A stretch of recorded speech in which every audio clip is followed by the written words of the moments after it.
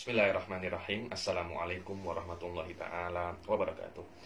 Alhamdulillahirabbil alamin, wassalatu wassalam ala sayyidil mursalin wa ala alihi wa sahbihi wa man tabi'ahum bi ihsanin ila yaumiddin. Nawaitu ta'aluma wa ta'lim wa naf'a wal intifa' wal ifadah wal istifadah wal hatha ala tamasuki bi kitabillahi ta'ala wa sunnati rasulihi wa du'a ilal huda wa dalalata ala al khairi wa ibtigha'a mardatihi wa qurbihi wa thawabihi subhanahu wa ta'ala. Allahumma faqihna fiddin wa alimna ta'wil, rabbi shrah li sadri wa yassir li amri wahlul 'uqdatam min lisani yafqahu qawli waj'alni waziran min ahli.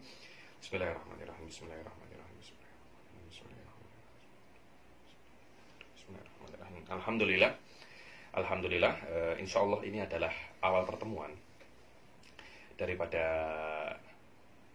pembacaan kita di dalam beberapa risalah yang dikarang oleh Syekh Said Foda, yang banyak daripada risalah itu mungkin masih belum disebarkan secara umum, akan tetapi para tolabahnya banyak mempunyainya. Dan di antara risalah-risalah itu adalah yang saya lihat penting adalah Syekh Said Foda pernah menulis tentang satu jurnal, satu risalah yang berhubungan tentang hukum akal, aksamu hukmil akli wa badaihul ukul, ya, wa badaihul ukul. Dan saya kira itu yang sangat penting. Ini adalah basic-basic tentang ahkamul akliyah, yang mana basic-basic ahkamul akliyah ini sangat penting untuk orang-orang yang pertama kali belajar ilmu kalam dan ilmu-ilmu akliyah yang lainnya. Sekiranya badaihul ukul dan aksamul hukmil akli itu menjadi basic untuk bisa masuk ke dalam ilmu tersebut, atau yang lebih kenal di dalam dunia kampus dengan nama madkhal untuk ulumul akliyah. Dan risalah ini sebenarnya sudah dipakai di Rotterdam University yang ada di mungkin di Belanda, saya tak tahu, Jamiah Rotterdam Islamiyah, Kuliatul Ulum Islamiyah, karena Syekh Said mempunyai kawan lama di situ namanya Syekh Jalal Juhani. Mungkin ini dipakai di dalam Jamiah Rotterdam Islamiyah ini. Dan setelah saya membaca madmunnya di dalam kitab ini, memang benar-benar penting sekali. Dan saya ingin untuk menjelaskan kitab ini kepada para thalabatul ilm yang muhtamin di dalam ulumul akliyah, terutama di jihah Nusantara ini, karena saya lihat di Arab sudah banyak yang menjelaskan. Jadi saya ingin menghidupkan kembali ulumul akliyah ini, terutama ilmu kalam wal mantiq wa ma haulahuma. Dan kita tidak bisa untuk masuk ke dalam ulumul akliyah ini kecuali kita memahami mabadi di dalam ulumul akliyah. Dan saya kira risalah ini atau jurnal yang ditulis oleh Syekh Said ini yang dipakai di Jamiah Rotterdam ini bisa berguna untuk para penuntut ilmu yang masih awal-awal dan masih ingin pertama kali untuk masuk ke dalam ulumul akliyah. Karena biasanya para penuntut ilmu itu ketika ingin masuk dalam sebuah ilmu, saya pun juga sampai sekarang saya pun tetap penuntut ilmu, dan saya pun pernah menjadi orang-orang mubtadi di dalam ulumul akliyah, yang saya itu juga mengalami sebuah kebingungan dan kepeningan ketika memasuki ilmu ini. Dan saya tidak ingin orang-orang selain saya mengalami hal seperti saya. Karena itu saya ingin memudahkan jalan bagi thalabatul ilm daripada Nusantara ini untuk mudah dan tidak susah masuk ke dalam ulumul akliyah ini dengan melewati apa yang sudah ditulis oleh Syekh Said Foda. Dan memang inilah sebenarnya guna daripada belajar dengan ustaz, belajar dengan syekh.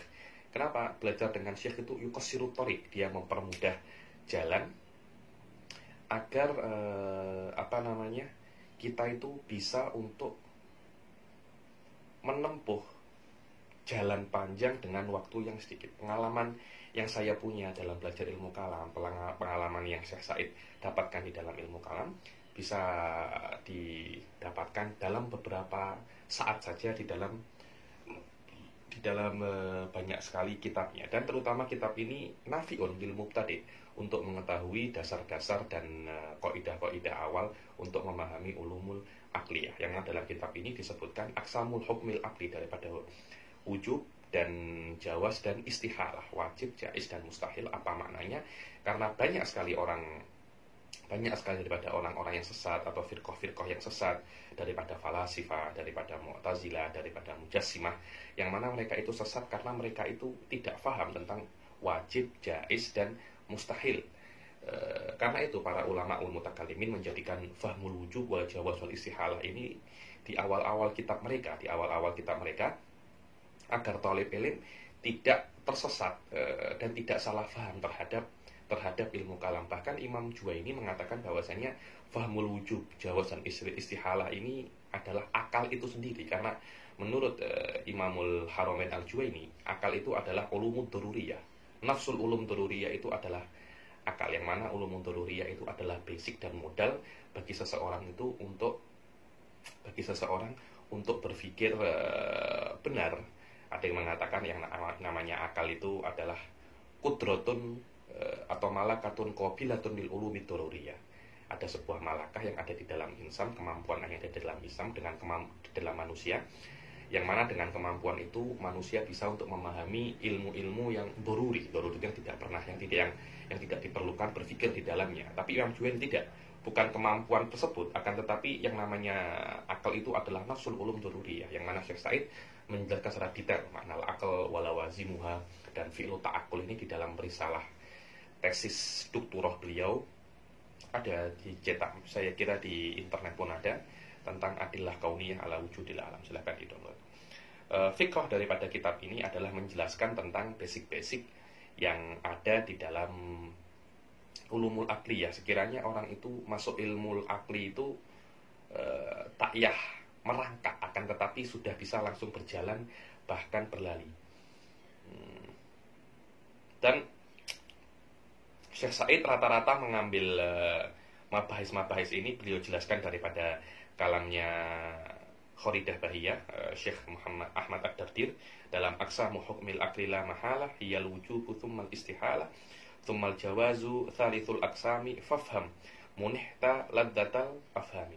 Dari dua bait ini Syekh Said menjelaskan apa saja itu ahkam aqliyah daripada wujub, jaiz dan istihalah, kemudian menjelaskan al-alam wa nadaratil insan ilal alam, bagaimana pandangan manusia kepada alam semesta, agar daripada pandangan itu manusia itu boleh sampai kepada Allah Subhanahu wa ta'ala. Karena ini adalah basic daripada ilmu kalam, yang mana ilmu kalam itu adalah intinya daripada ilmu kalam itu bagaimana kita itu melihat sesuatu yang ada di depan kita, dari sesuatu yang ada itu kita bisa berpindah kepada Allah Subhanahu wa ta'ala. Kenapa? Karena alam semesta ini sesuatu yang badihiyul wujud. Kita melihat daripada perspektif-perspektif yang ada di dalam alam semesta, dari perspektif itu imkan taghayyur hudud, dari situ kita bisa langsung berpikir kepada wujudullah Subhanahu wa ta'ala. Itulah sebenarnya fiqh daripada kitab ini, dan ana ara li ahamiyatihi, karena pentingnya risalah ini saya buat video kitab ini dari awal sampai akhir agar para thalabatul ilm bisa istifadah dari apa yang Syekh Said Foda jelaskan di dalam kitab ini, karena dijelaskan pakai bahasa Arab, mungkin orang-orang yang belum terlalu pandai bahasa Arab akan mengalami kesulitan, terutama orang-orang yang masih pertama kali berkenalan dengan ulumul aqliyah akan merasa ghurbah, keanehan dengan mustalahat ulumul aqliyah ini.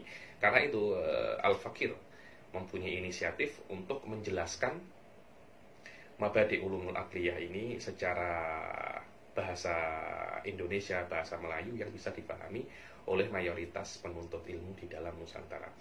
Asallahu an yuwaffiqana wa yanfa'una wa yaj'al hadha khalisan liwajhil karim. Amin amin ya rabbal alamin.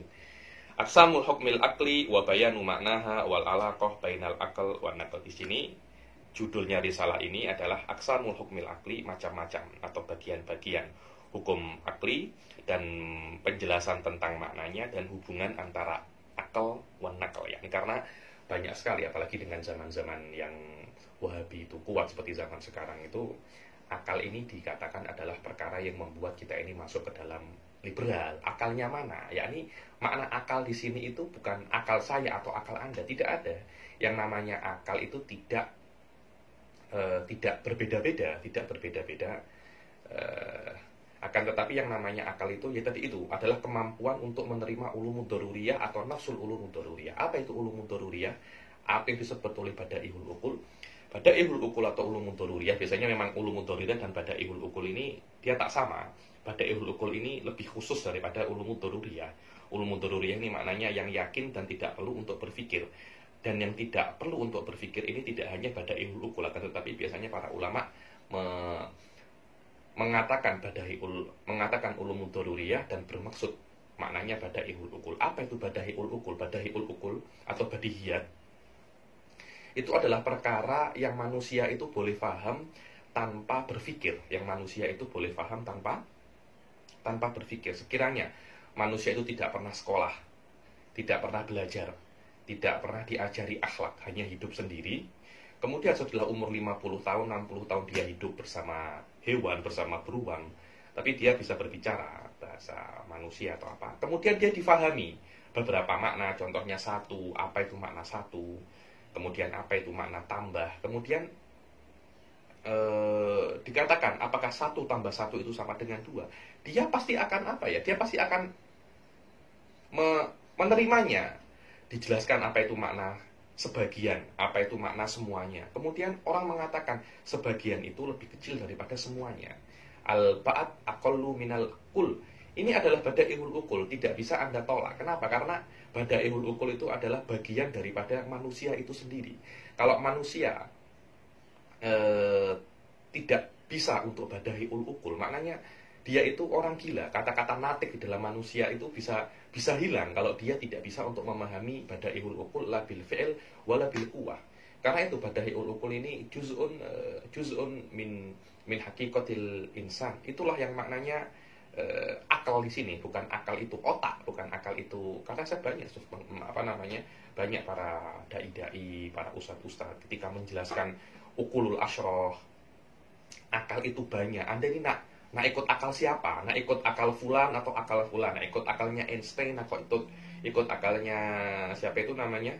Isaac Newton atau ikut ada seperti itu. Itu adalah pemahaman tentang akal yang salah. Makna akal di sini adalah al-ulumud daruriyah, yang mana ulumud daruriyah ini semua manusia pasti boleh paham. Selama dia difahamkan, manusia akan boleh paham. Kenapa? Karena ini tabdahul akal. Apapun pemikiran itu semuanya akan kembali kepada badaihul uqul. Ini adalah basic untuk berpikir, yang mana orang yang tak sekolah pun kalau belajar ini dia akan paham. Itu yang namanya akal di sini, bukan kemampuan otak, bukan kemampuan otak yang pandai, yang bodoh, bukan seperti itu. Ada yang mengatakan uqul itu ada 10.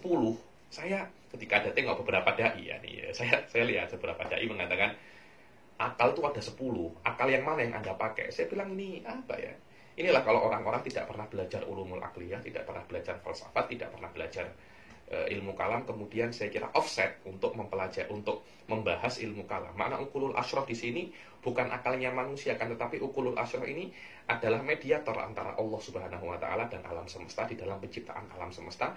Menurut pendapat falasifah bahwasanya antara kita dan Allah itu ada mediator, 10 mediator untuk menciptakan alam semesta. 10 mediator ini namanya uqulul asyrah. Dia bukan akal, dia adalah makhluk hidup yang bersumber daripada Allah Subhanahu wa taala. Karena banyak sekali orang-orang itu tak paham hal-hal semacam ini. Saya paham karena banyak dari orang itu belum pernah belajar filsafatul Yunan yang kuno ataupun filsafat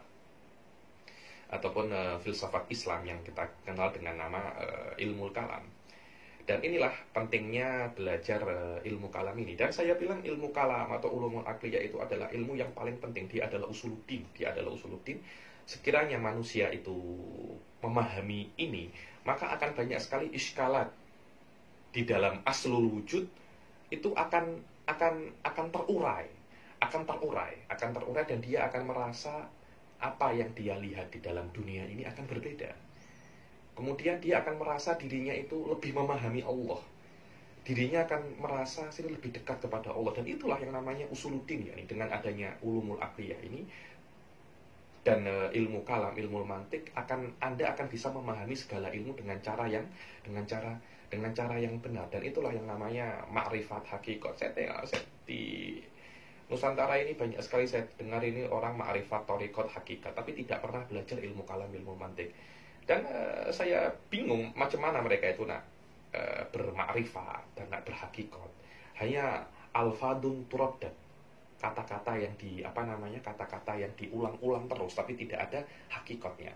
Yang namanya ma'rifat, yang namanya thariqat, yang namanya itu harus bersandar dengan ulumul aqliyah ini agar tidak salah. Nanti jangan-jangan itu yang Anda kira hakikat, tapi itu Anda kira ma'rifat. Ternyata itu bukan ma'rifatullah, tapi ma'rifatu masiwallah. Yang Anda kira itu Allah Subhanahu wa ta'ala. Dan saya berjumpa dengan orang semacam ini banyak sekali. Dia kira dia khusyuk, ternyata dia itu membayangkan Allah dengan makhluknya. So, dia membayangkan Allah dengan makhluknya. Dengan inilah kita perlu untuk membahas mabadi'ul ulum aqliyah ini untuk menambah pemahaman kita di dalam Islam, agar kita itu benar-benar memahami Islam itu dengan paham sebenar-benarnya, bukan cuma kita taklid atau salah paham.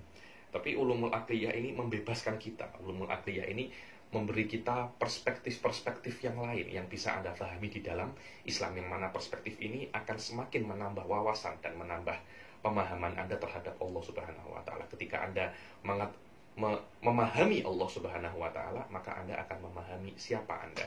Kalau Anda memahami siapa diri Anda, maka Anda juga akan memahami Allah Subhanahu wa ta'ala. Dan inilah yang namanya al-qurb minallah. Karena itu ilmu-ilmu seperti ini akan mendekatkan diri Anda kepada Allah dan akan menambah inkisar, tunduknya Anda kepada Allah, dan akan memahamkan kepada Anda apa sebenarnya hakikat tugas Anda yang diberikan oleh Allah Subhanahu wa ta'ala di bumi ini. Dan untuk memahami itu semua, Anda tidak akan bisa memahami itu semua kecuali Anda melewati fase-fase yang diletakkan oleh Syekh Said Khoda untuk memahami ulumul aqliyah, segala ilmu, hatta ilmu tasawuf. Yang saya tengok di Nusantara ini banyak sekali para ulama yang mengajar ilmu tasawuf. Bahwasanya Allah, para ulama terdahulu itu tasawuf itu adalah akhir daripada segala ilmu.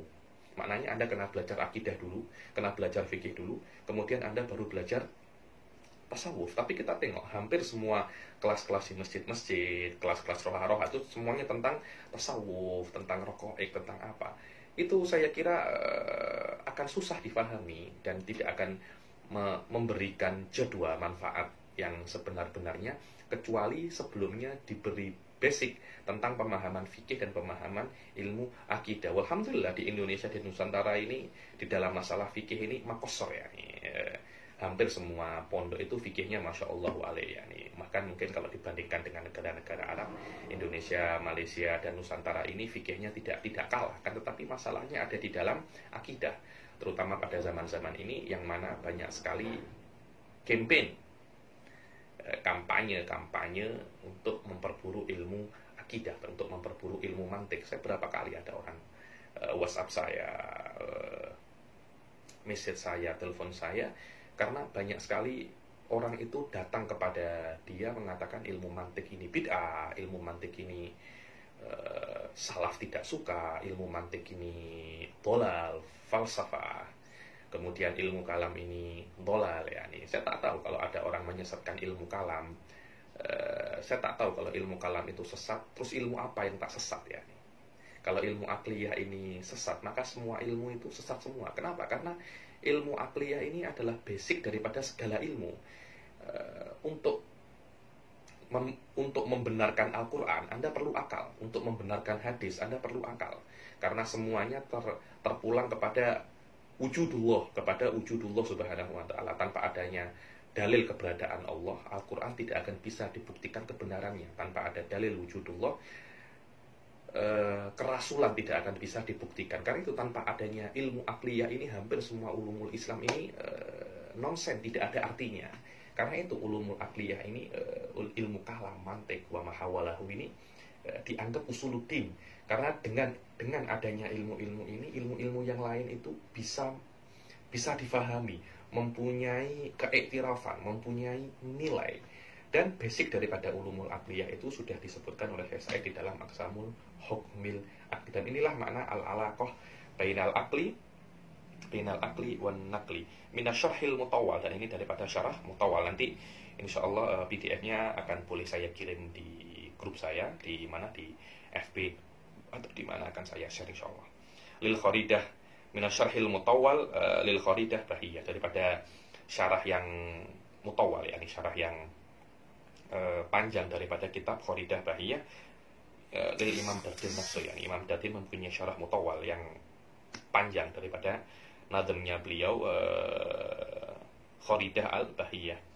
Kharidah Bahiyah ini Syekh Said mempunyai tahdzibu syarah Kharidah Bahiyah yang Anda boleh tengok di download di dalam FB, dan beliau hasyiahkan juga tahdzib ini.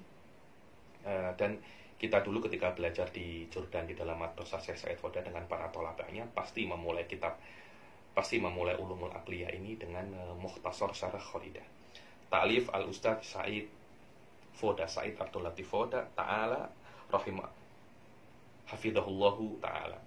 Aksamu hukmil aqli la mahalah hiyal wujubu summal istihalah.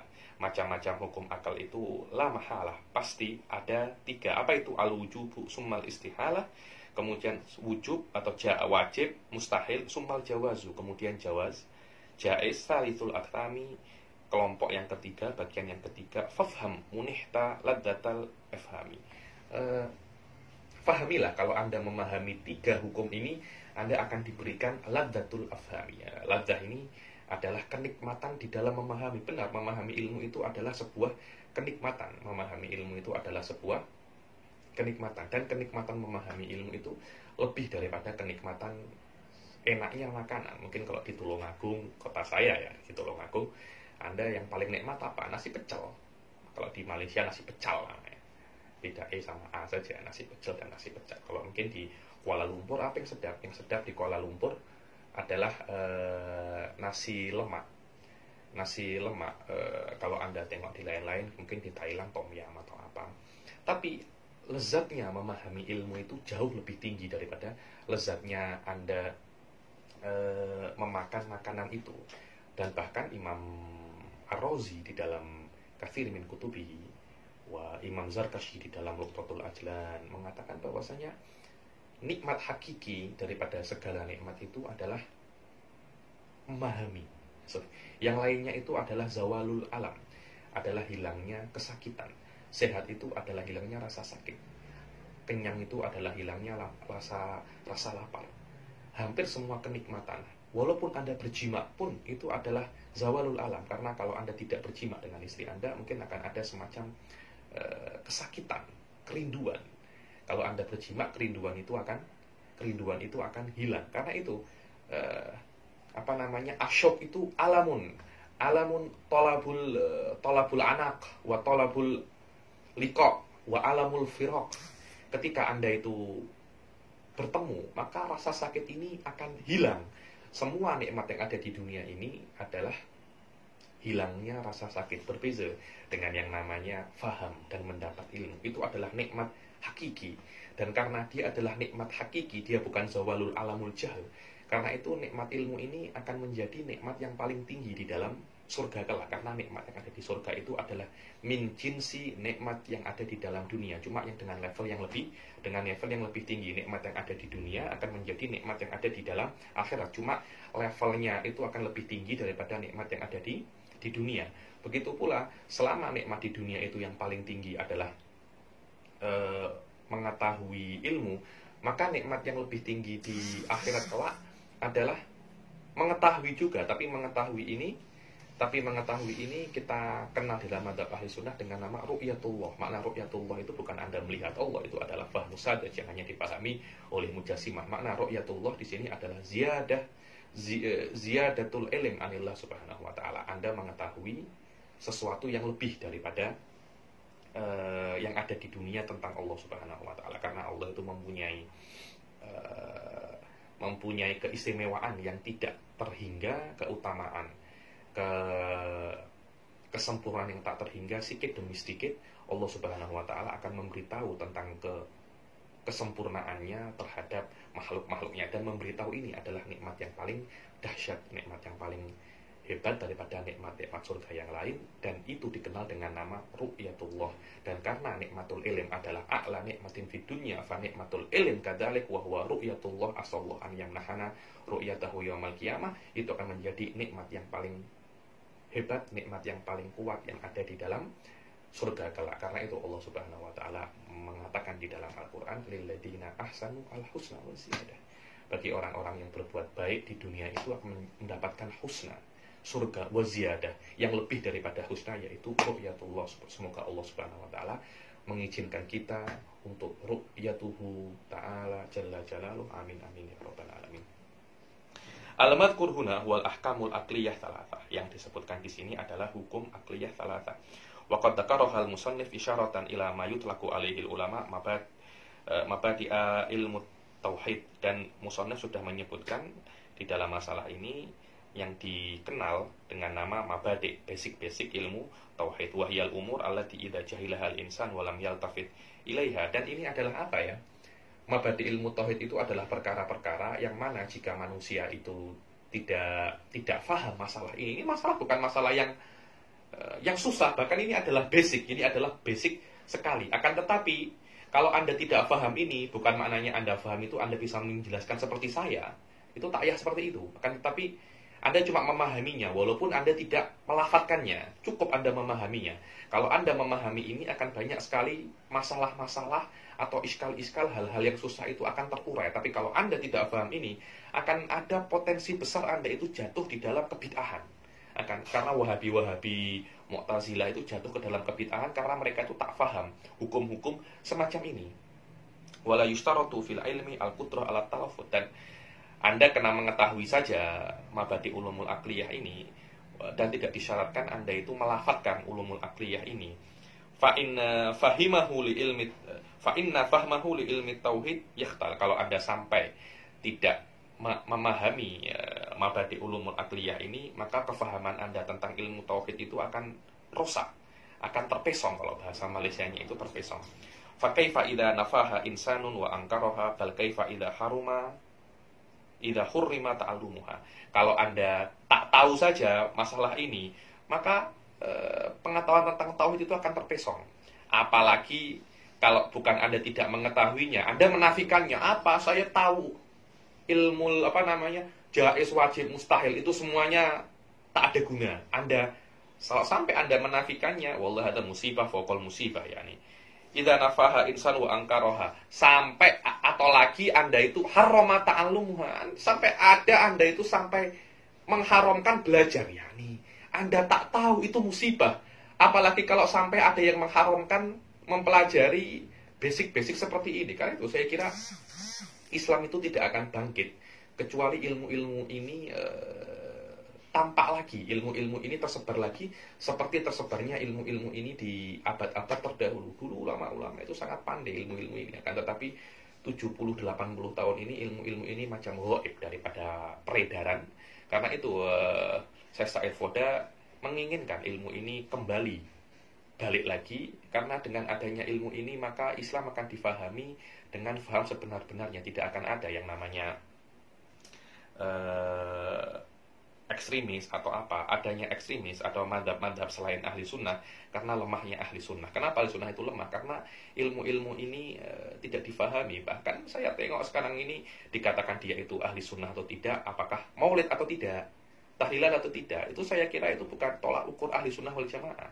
Ahli sunnah wal jamaah tolak ukurnya adalah masail usuliyah. Apa itu masail usuliyah? Sedikit demi sedikit akan saya jelaskan. Bukan dengan masail amaliyah, kunut tak kunut, maulid tak maulid, kemudian ziarah tak ziarah, ziarah kubur tak ziarah kubur. Itu adalah masail amaliyah, masail amaliyah. Ada orang nak ziarah kubur ya silahkan, tak nak ziarah kubur ya silahkan. Cuma jangan ziarah kuburnya Fir'aun saja, jangan ziarah kuburnya Fir'aun saja. Akan tetapi perbezaan antara ahli sunnah dan bukan ahli sunnah itu daripada masail-masail aqaidiyah, bukan masail-masail amaliyah far'iyah. Wallahu a'lam, itu yang saya pahami. Syekh Said mengarang kitab ini karena menulis jurnal ini dan risalah ini karena beliau melihat ada banyak sekali orang-orang bermaksud Wahabi, yakni pada zamannya itu menafikan ilmu-ilmu ini karena mereka merasa dirinya itu cukup dengan nakal, dengan hadis tanpa memahami ulumul akliyah. Kalau Anda hanya memahami hadis tanpa memahami ulumul akliyah, maka akan ada potensi besar, Anda itu akan jatuh di dalam kebid'ahan. Berapa banyak ulama ahlul hadis itu dari mereka itu mujassimah, yakni karena Anda tahu hadis belum tentu Anda tahu akidah yang benar. Semua mempunyai bidang masing-masing. Seperti dokter gigi tidak bisa memberi resep di dalam dokter mata, spesialis ini tidak bisa dalam spesialis yang lain. Begitu pula di dalam ilmu hadis tidak bisa. Anda ini belum tentu dalam ilmu hadis Anda itu bisa untuk memahami bisa untuk memahami ulumul akidah. Bahkan kalau Anda memahami akidah itu daripada hadis, akan banyak sekali hal-hal yang membuat Anda itu terpesong. Kenapa? Karena dalalatul hadis ini dhanniyah, yakni apalagi hadis yang ahad, sedangkan di dalam akidah disyaratkan Anda itu qata', karena itu hadis itu min ulumin naqliyah dan akidah itu min ulumil akliyah. Dua hal ini adalah perkara yang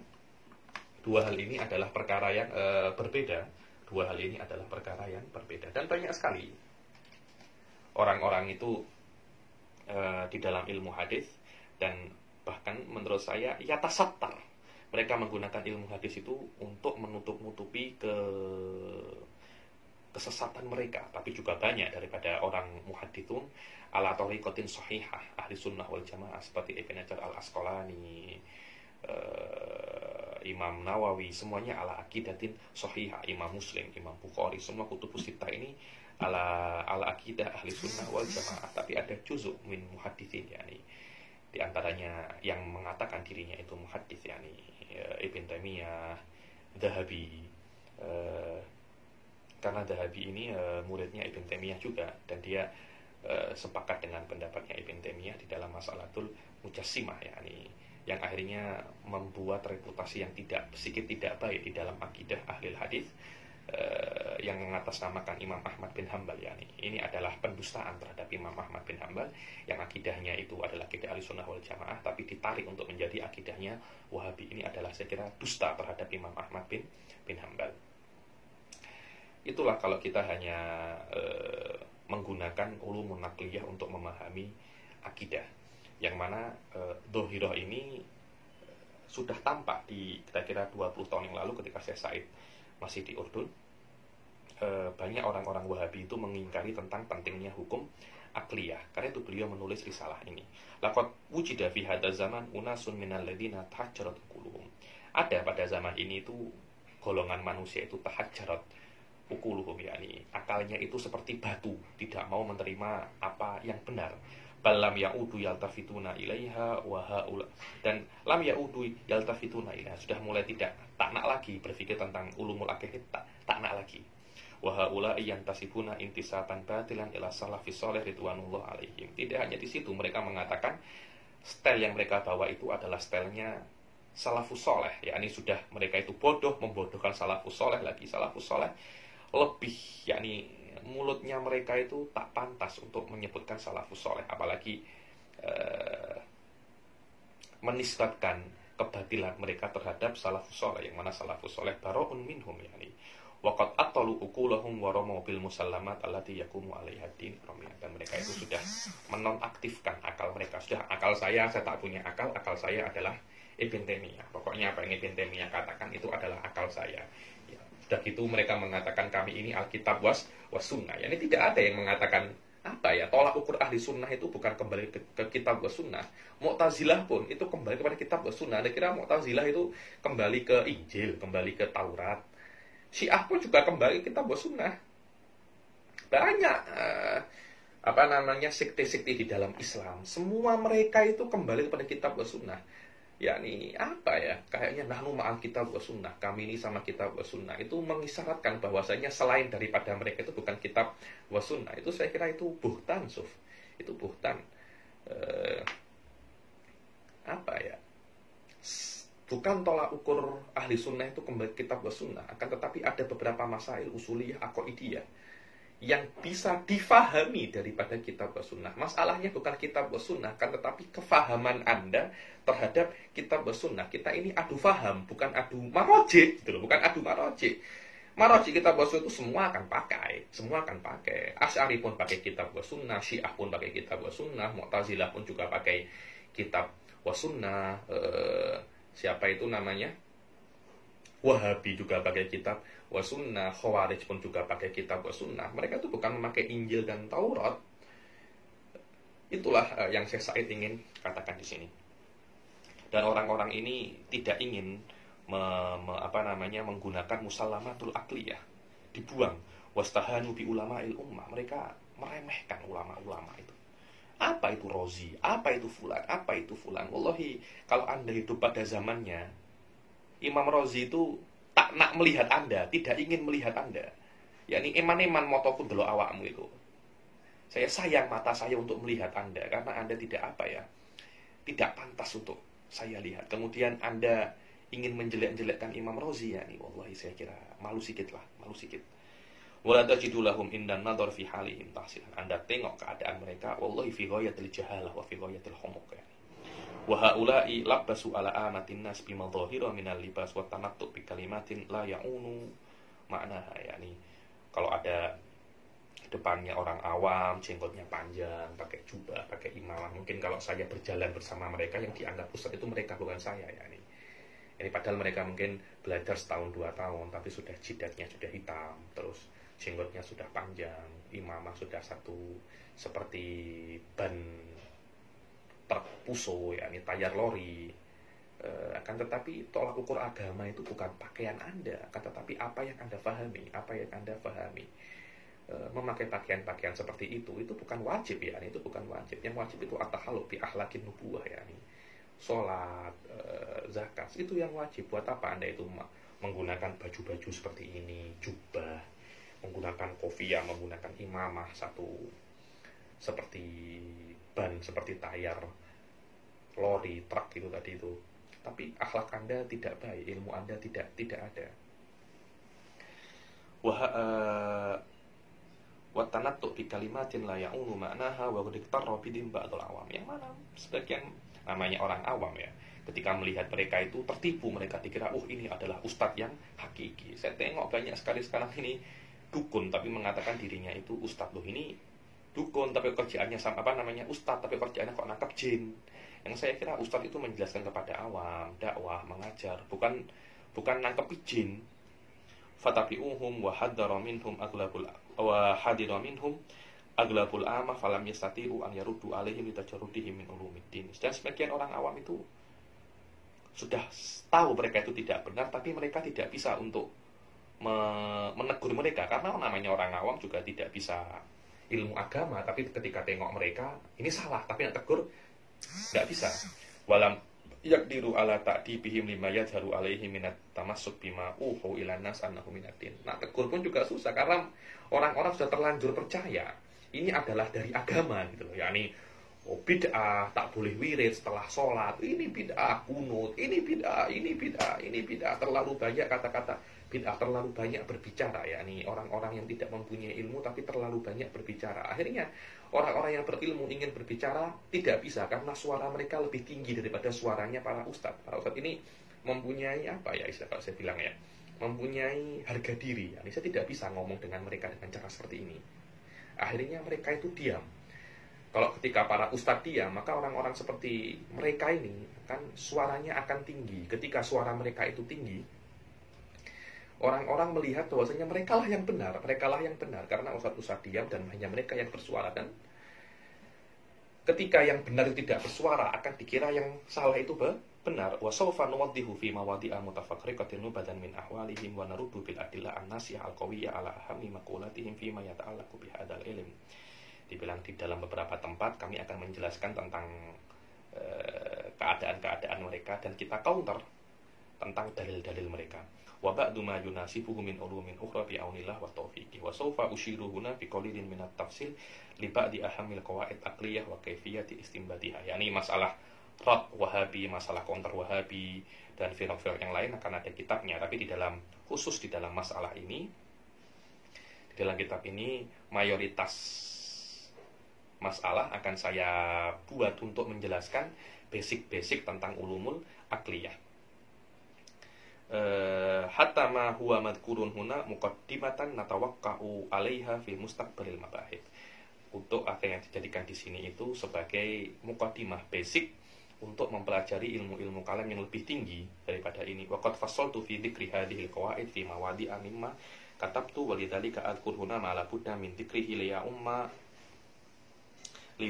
liyakilahu kullu man yabhathu anil haq. Dan kata saya Said, sebenarnya apa yang saya tulis di sini sudah saya jelaskan di kitab-kitab yang lain dengan lebih tafsil, tapi saya sebutkan di sini secara ikhtisar agar orang-orang yang ingin kebenaran bisa paham. Saya jelaskan dengan mudah, katanya saya tulis dengan mudah, dan dengan ikhtisar agar orang itu ketika tengok hanya 20 halaman, hanya 30 halaman, mereka itu tidak pening ya, ini 400 halaman. Nah, baca pun sudah malah 20 halaman, insya Allah himmahnya akan kuat dan dengan mudah pula. Kalau Anda hanya basic baca kitab ini pun sudah cukup. Wa yuridu tamassuk bil adillah al khariqah lil batil wa kullu man yuridu tabarri min ribqati taqlid fi usnatratihi fil wujud fatakunu bi aunillahi ta'ala silahan yudafu bihi kullu muntamin li ahli al-haq an asli din wa ruknihil watid. Yani barang siapa membaca kitab ini, maka ini akan mengeluarkan dia daripada taklid di dalam akidah dan akan menjadikan kitab ini dan apa yang dia pahami daripada kitab ini senjata untuk membela akidah-akidah yang dia yakini dan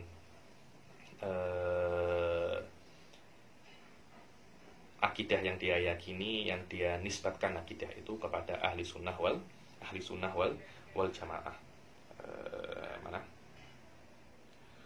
Wa yuhajimu bihi arkanul batil wa ta'assuf lil hawa wa rabbah. Dan dengan apa yang saya sebutkan di kitab ini, Anda bukan hanya bisa membela, tapi Anda juga bisa untuk menyerang ahli batil. Fatakunu, menyerang, bukan menyerang secara fisik, akan menyerang secara ilmiah. Fatakunu lahu adatun amaliyatun libina iddin fil ardi wa nasru i'malil haq. Maka apa yang Anda pahami dari kitab ini akan bisa untuk menjadi senjata, alat untuk Anda menyebarkan agama ini, akidah ini di dalam bumi ini. Karena saya meyakini bahwasanya dengan adanya akidah ahli sunnah wal jamaah ini, maka secara otomatis akidah-akidah yang batil seperti Wahabi, ekstremis, Mu'tazilah, Syiah itu akan memudar. Dia akan memudar, dia tidak akan menguat, karena ketika kuatnya ahli sunnah, yang lainnya itu akan memudar, akan melemah secara tabiat, karena itu deradikalisasi yang ada di dalam Indonesia sekarang itu, saya kira bukan dengan menangkapi orang-orang yang dituduh ekstremis saja, kan, tetapi harus dengan cara memahamkan secara basic akidah ahli sunnah wal jamaah dengan benar. Dengan adanya itu secara otomatis akidah-akidah yang batil akan kembali memudar.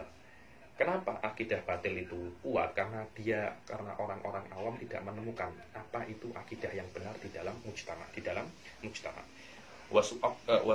Wasa uqassimul kalama ila qismain majmu'uhuma yu'allifu ma asyarna alaihi minal muhimmat. Dan di dalam kitab ini aku akan membagi perkataan itu, maksudnya kitab ini di dalam dua, dan majmu' daripada kumpulan daripada dua itu akan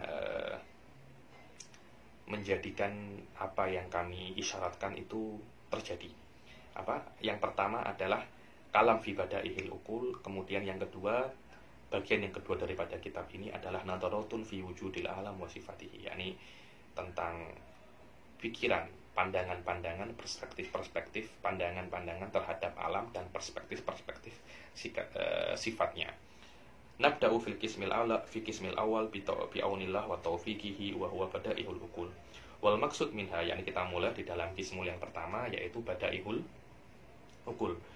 Dan makna badaihul uqul adalah kumpulan daripada tasawurat, yakni pikiran-pikiran, gambaran-gambaran dan hukum-hukum tasdiqat, yang mana hukum-hukum ini sudah sabit secara qat'i di dalam ukul. Maknanya kita bukan menemukan, akan tetapi kita memahami. Sebenarnya badaihul ukul seperti yang saya jelaskan di awal kelas tadi, badaihul ukul ini adalah perkara yang ada di dalam manusia, juz'un daripada manusia. Kita kena memahaminya saja, bukan maknanya kita menemukan, discovery. Tidak seperti itu. Maknanya ini sudah ada, Anda kena memahaminya saja. Ini sangat mudah sekali.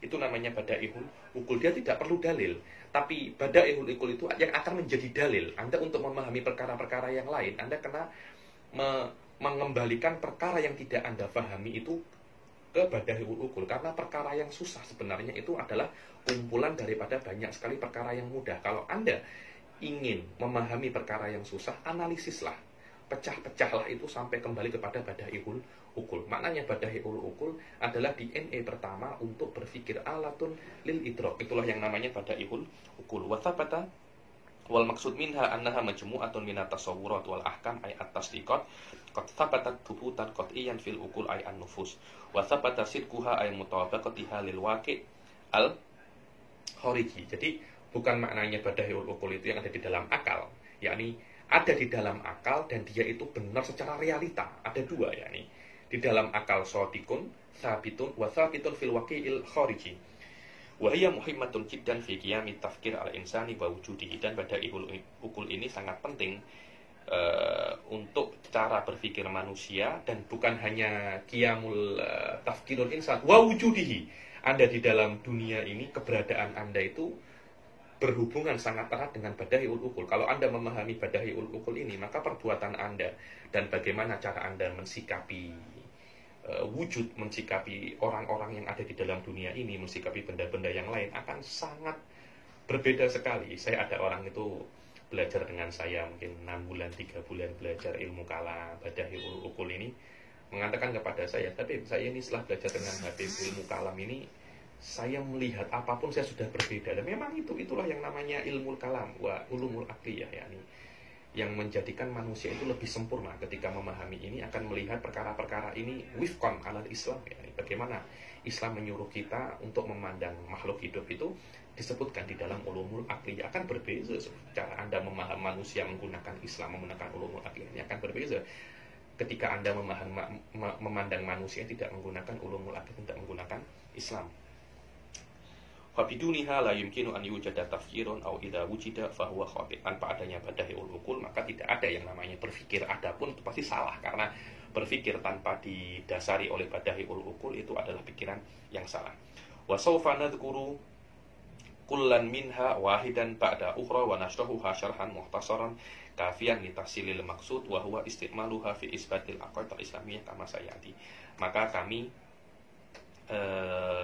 akan menyebutkan badaihul ukul ini satu demi satu, dan kami akan menyerahkan dengan syarah yang sesuai untuk digunakan untuk maksudnya. Untuk apa badaihul ukul itu? Maksud hakiki daripada badaihul ukul ini adalah untuk isbatul aqaid al-islamiyah, untuk membuktikan akidah-akidah Islam. Syekh Said akan menyebutkan badaihul ukul ini satu demi satu, yakni 1, 2, 3, 4, 5, yakni kita usahakan untuk mengambil beberapa, setiap kali pertemuan beberapa kaidah semampu kita, yakni semampu kita, karena saya tidak bisa untuk menjelaskan semua satu kali pengajian, karena ini kita akan sedikit panjang, yakni akan tetapi saya akan berusaha sedikit demi sedikit semampu saya, karena saya pun juga mempunyai banyak sekali kelas dengan mengerjakan tesis dan macam-macam di dalam masa-masa kawalan pergerakan ini. Sedikit susah kan, tapi saya akan berusaha. Minimal kita ambil 1 atau 2 lah di dalam pertemuan kali ini. Yang pertama adalah aqsamul ma'lum. Maklum ini yang diketahui. Apa saja bagian-bagian perkara yang diketahui, bukan ilm, yakni al-ma'lum. Ilm itu sifatun atau malakatun. Maklum ini apa yang diketahui. Nabda'u bi ta'rifil ilm wa in kunna qad asyarna ilaihi fi ma madha. Yakni kita untuk memahami maklum itu hendaklah kita itu memulai dengan ta'riful ilm. Apa itu definisi ilmu sebenarnya? Ilmu manusia dan ilmu Allah Subhanahu wa taala itu berbeza, yakni.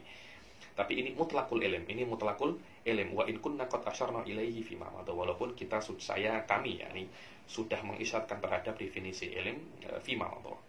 Al-ilm huwa sifatun yanjali bihal madhkur liman qamat bihi. Apa itu ilm? Ilm adalah sebuah sifat.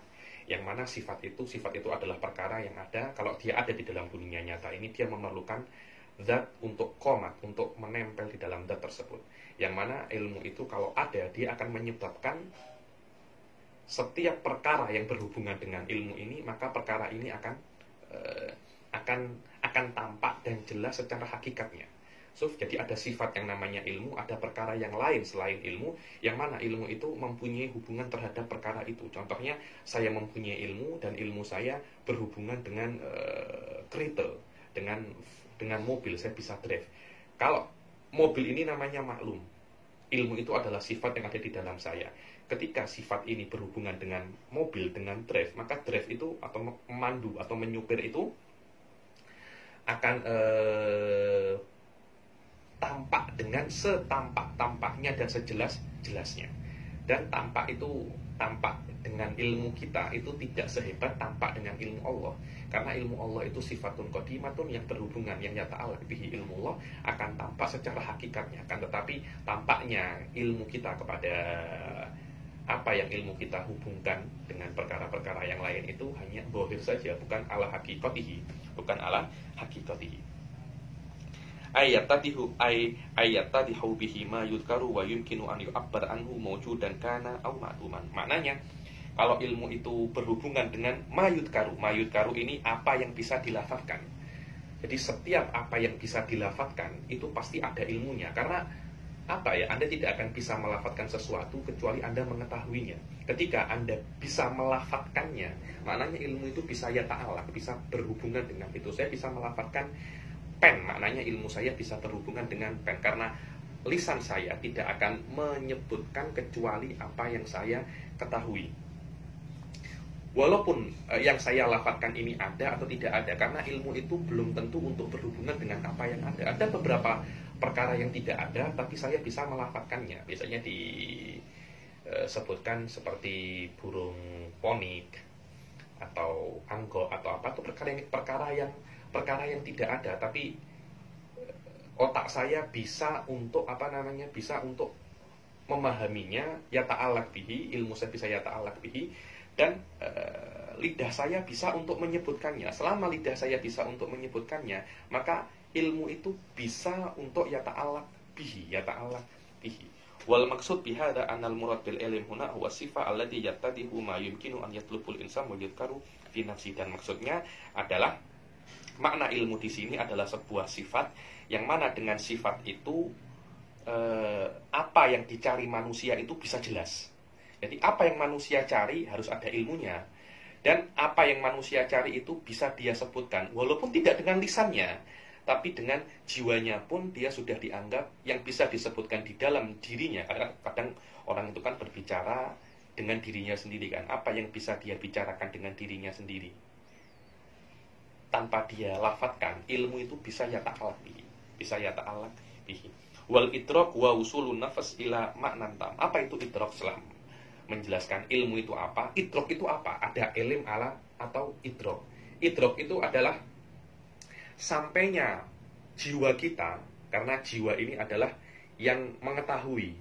Ilmu itu adalah sifat yang ada di dalam jiwa manusia. Dengan adanya ilmu, maka jiwa manusia itu bisa untuk sampai ke perkara yang dia inginkan di dalam makna. Makna itu adalah perkara yang tidak ada, bukan apa? Perkara yang tidak bisa kita pegang. Kalau yang bisa kita pegang, yang bisa kita dapatkan dengan panca indera, itu namanya mahsus. Kalau perkara yang tidak bisa kita dapatkan dengan panca indera, contohnya makna manusia apa? Lah, idrak itu adalah sampainya jiwa kita kepada makna. Karena di dalam jiwa kita itu ada yang namanya ilmu. Ilmu itu adalah sifat, jiwa itu adalah yang mana ilmu itu ada di dalam jiwa. Idrak itu adalah perbuatan jiwa menggunakan ilmu untuk sampai kepada perkara yang makna yang sempurna tertentu. Wa sawfa nubayyinu fi ma yali ma hiya wasailul idrak. Dan idrak itu mempunyai wasail, maknanya ilmu Anda itu untuk sampai ke perkara ini menggunakan apa? Sampainya sampainya tapi menggunakan apa? Anda sampai kepada tujuan Anda tanpa wasail yang benar, maka yang Anda sampai makna yang Anda sampai itu belum tentu benar. Kejap lagi akan dijelaskan oleh Syekh Said wasail apa saja yang sesuai untuk sampai ke dalam apa yang Anda inginkan. Fahadal maknal mutlaq imma an yakuna tasawuran sadajan ay khaliyan min idraki wuqu'i nisbatin aw adami wuqu'uha. Dibilang makna yang jiwa itu sampai kepadanya, mungkin makna itu makna tasawur atau makna tasdik. Tasawur itu adalah dibilang deskripsi apa yang Anda inginkan. Sedangkan tasdik itu adalah hukum terhadap deskripsi Anda. Contohnya, Anda mengetahui tidur. Apa itu tidur? Itu namanya tasawur. Anda mengetahui apa itu Habib Ali Bagir. Kemudian Anda menghukumi Habib Ali Bagir itu tidur. Itu yang namanya tasdik. Adapun tasawur, Anda itu memahami apa itu tidur dan memahami apa Ali Bagir. Yang namanya makna, ya imma dia itu memahami lafaz, atau Anda menisbatkan lafaz ke lafaz yang lain. Menisbatkan lafaz ke lafaz yang lain itu namanya tasdik. Memahami lafaz itu namanya tasawur. Fahadal maknal mutlaq imma an yakuna tasawuran sadajan ay khaliyan min idraki wuqu'i nisbatin aw adami wuqu'uha aw yakunu tasawuran ma idrakin lin nisbah wa hadha yusamma hukman. Falhasil annal insan imma an yudrika mafhuman muayyanan idrakan sadajan khaliyan minal hukum alaihi wa hadzal idrak yusamma tasawuran. Kadangkala yang namanya manusia itu hanya memahami mafhum muayyan, mafhum tertentu, makna tertentu yang mana tidak ada hukumnya. Kalau tidak ada hukumnya, tidak ada nisbat makna ke makna yang lain, itu namanya tasawur. Kalau memahami sebuah mafhum yang ada hukumnya, itu namanya tasdik. Oh, dan saya sudah jelaskan secara detail ini, Anda nak rujuk di dalam kitab-kitab saya pun, dalam video-video saya yang ada di dalam Jinan TV, semuanya sudah saya jelaskan. Tapi intinya, karena ini adalah kitab yang mukhtasar, yang namanya tasawur adalah memahami makna lafaz tertentu, dan tasdik atau hukum itu Anda menisbatkan lafaz ke lafaz tertentu. Contohnya Anda menisbatkan tidur kepada saya tidur, saya mengajar, itu yang namanya tasdik. Au yudrika al-mafhuma ma'a hukmihi alaihi wa hadha huwal hukum yusamma tasdik. Fal hukmu murakkabun min tasawwuraini 'alal aqal wa nisbatun bainahuma. Amma tasawwur fa yumkinu an yakuna mufradan. Dan kalau namanya hukum pasti ada dua hal minimum ya. Tapi kalau tasawur, dia itu bisa untuk menjadi mufrad. Dia bisa untuk menjadikan apa? Mufrad.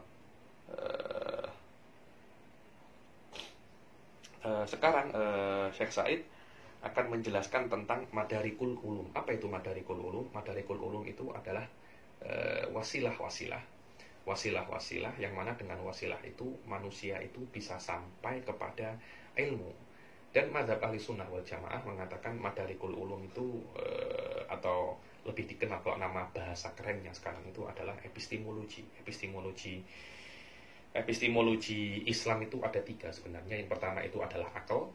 Sudah saya katakan yang namanya akal ini adalah al-ulumud dururiyah atau nafsul malakah. Kemudian badaihul uqul itu namanya akal. Yang kedua adalah al-mahsusat, yakni apa yang bisa Anda pahami dengan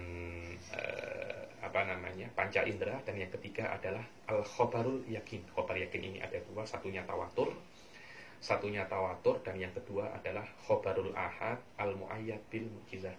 Khobarnya satu orang yang bukan tawatur, tapi ada unsur lain daripada selain tawatur ini, yaitu dia dibantu oleh dengan yang namanya apa? Oleh dengan yang namanya mukjizat, oleh yang namanya mukjizat.